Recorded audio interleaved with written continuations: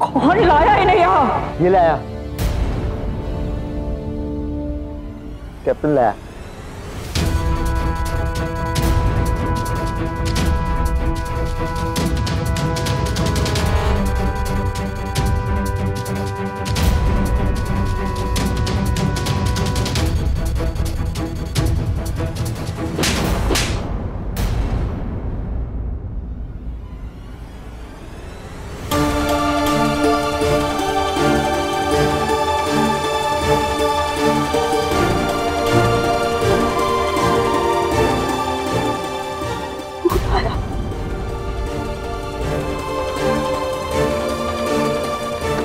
यहाँ रखा तूने? तू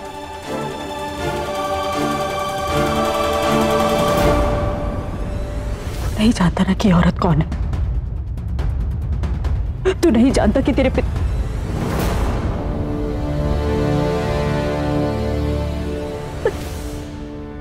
तू तो जानता था रवि।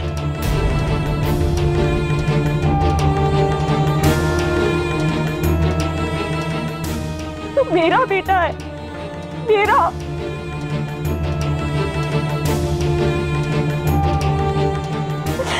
तो मैं कैसे ला सकता? तू ऐसा नहीं कर सकता। बोल, तूने ऐसा नहीं किया। सच है।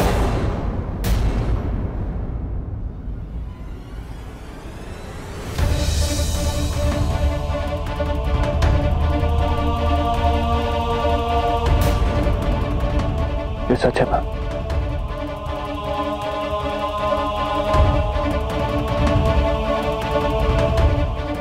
इन्हें यहाँ लाने वाला मैं ही हूं।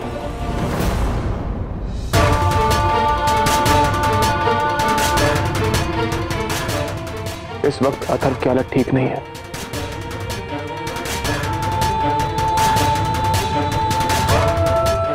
उसका इलाज होना बहुत जरूरी है।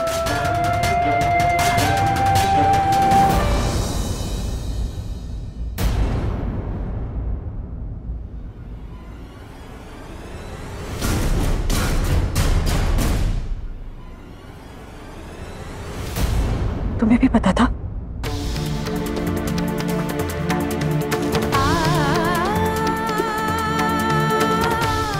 तुमने रवीश को बुला कर नहीं यहाँ लाने के लिए? इसने बोला ना तुम्हें इन्हें यहाँ लेकर? नहीं माँ, आप बेटा देखिए। बेटा को इस बारे में कुछ नहीं पता है।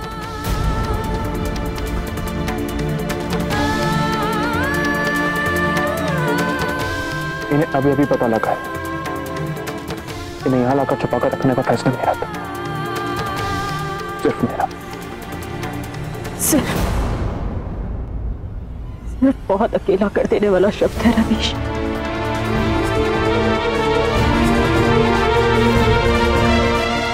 तू जानता है इस औरत की हकीकत, और फिर भी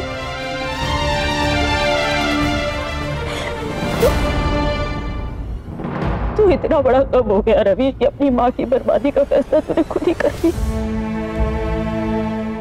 किसी से पूछा भी नहीं, किसी को बताया भी नहीं। एक बार भी तूने ये सोचा कि मुझ पर क्या बीतेगी जब मैं इस औरत को अपने घर में खड़ा देखूंगी?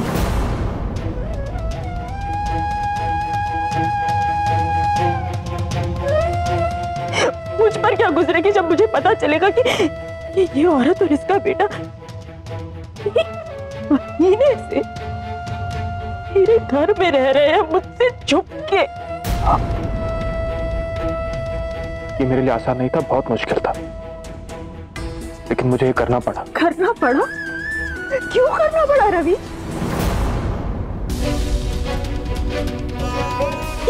ये वही औरत है जिसकी वजह से हमारा परिवार कभी पूरा नहीं हो पाया, जिसकी वजह से कभी मेरे पति का प्यार नहीं मिला। ये गुस्सा क्यों कर रही है? ये वही औरत है जिसकी वजह से तेरे पापा कभी पूरी तरह से तेरे पापा नहीं हो पाए।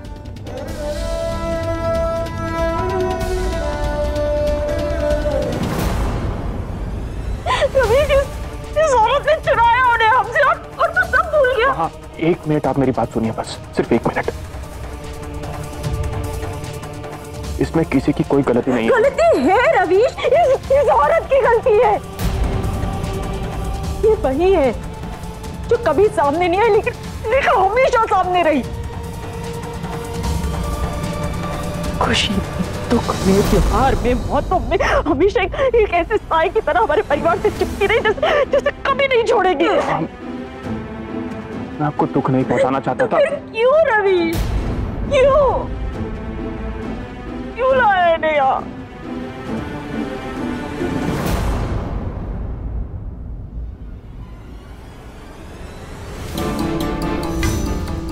उस वक्त मुझे इतने साल से भरे नहीं थे, उन पर नमक छिड़कने की क्या जरूरत थी? वो जिंदा थे ना, उन्होंने भी कभी ऐसा नहीं किया। तूने क्यों किया?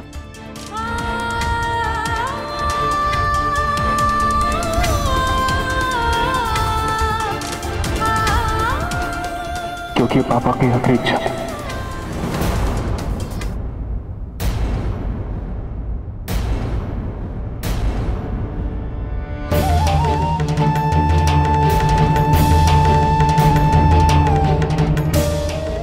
शादी के बाद वकील साहब ने मुझे पापा की चिट्ठी दी थी।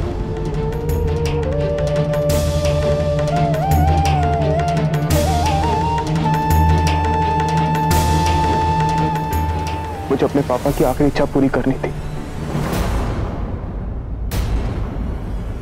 इन दोनों को अजमेर में ढूंढा मैंने, बहुत ढूंढा, नहीं मिले। फिर पता चला किसी छोटे से अस्पताल में। तब भी नहीं समझ पाया था कि मुझे क्या करना है, क्योंकि मैं जानता था इन्हें यहाँ लाना मतलब आपको तकलीफ देने के बराबर होगा।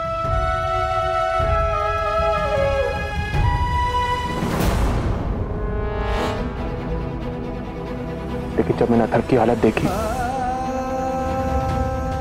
तब मुझे तय करना पड़ा कि मुझे क्या करना है। मुझे इनका ख्याल रखना था मां, अतर को ठीक करना था, और इसके लिए मुझे वक्त चाहिए था, आपको बताने के लिए वक्त चाहिए था। लेकिन मुझे दुख कि ये सब आपको इस तरह पता चला। चिट्ठी छोड़कर गए थे।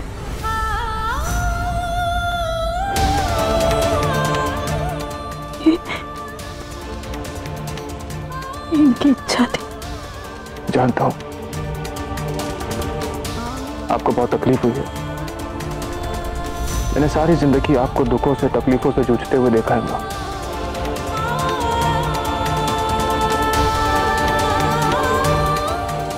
लेकिन जो हाल आपका है वही हाल सुजाता जी का भी है।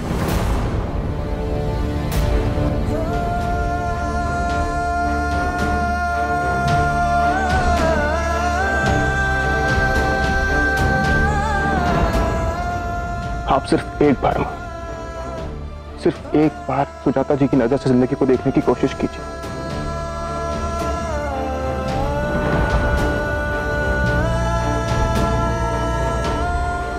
कितनी मुश्किलों से जिंदगी काटी होगी इन दोनों ने। हमारे पास तो पापा थे, इसी घर में थे, हम सबके साथ थे। इनके साथ कौन था इनका?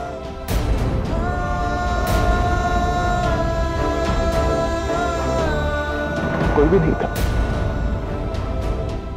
इनके पास पति का नाम तक नहीं था। अथर के सर पर हाथ रखने के लिए पिता का हाथ नहीं था।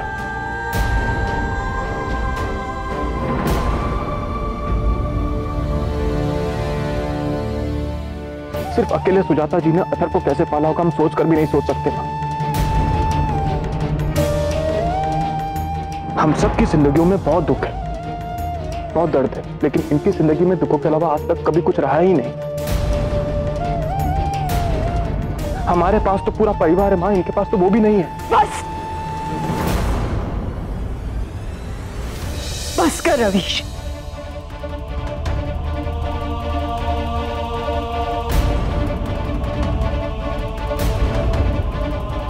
तो इस औरत की वकालत कर रहा है मेरे सामने। हाँ? क्या चाहता है कि मैं भूल जाऊं कि मेरी जिंदगी मुझसे छीन ली गई?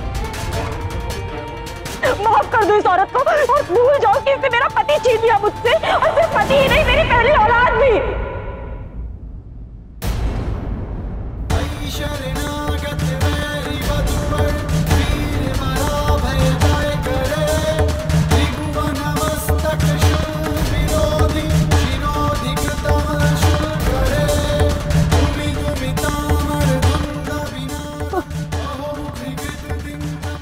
हाँ।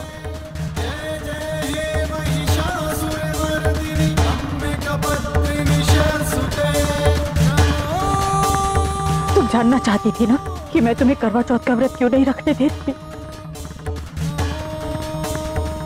इस औरत की वजह से।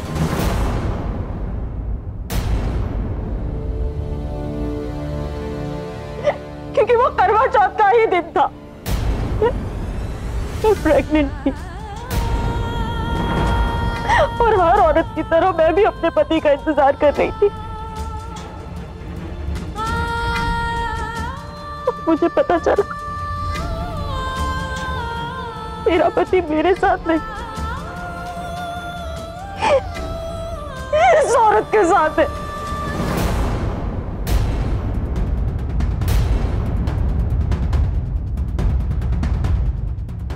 सदमा क्या होता है ना रवीश, उस दिन पता चला मुझे। सदमे की उस हालत में किसी तरह उन तक पहुंचने की कोशिश में मैं गिर गई।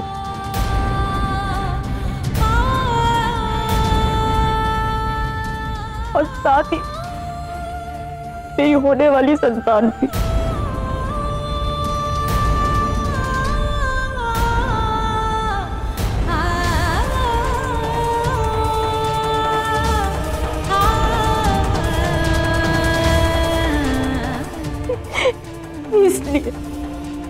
इसलिए करवा चौथ के त्योहार को हमारे घर में शाप माना जाता है। इस औरत की वजह से। ये औरत हमारे परिवार को निगल जाने वाला ऐसा काला साया है जो ना रोशनी में छुपता है और ना ही अंधेरे में।